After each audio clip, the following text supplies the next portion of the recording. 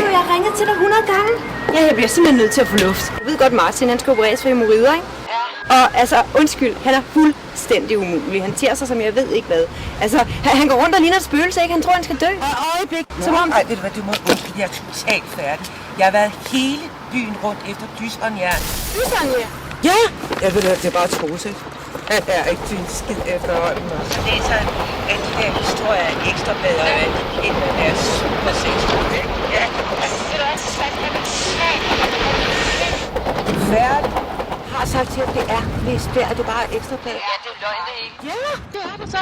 Men manden er totalt ødelagt. Det er så dårligt at gå på arbejde, og så bliver jeg nødt til at finde på alle mulige historier, og så alle hans kolleger, de tror, jeg er rent sexmonster. Ja. Men altså, ved du hvad, så læste jeg om det der med plyshåndjern, ikke? Ja.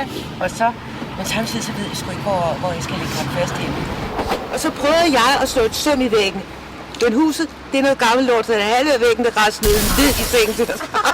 Der lå vi i 10 kilo pus, ikke? Som om det satte gang i sexlivet. Uder, altså. Jeg kan simpelthen ikke høre noget, der kommer til mig. Hvad siger du? Skal du også med toget? Det har jeg spændende. Ja. Familie?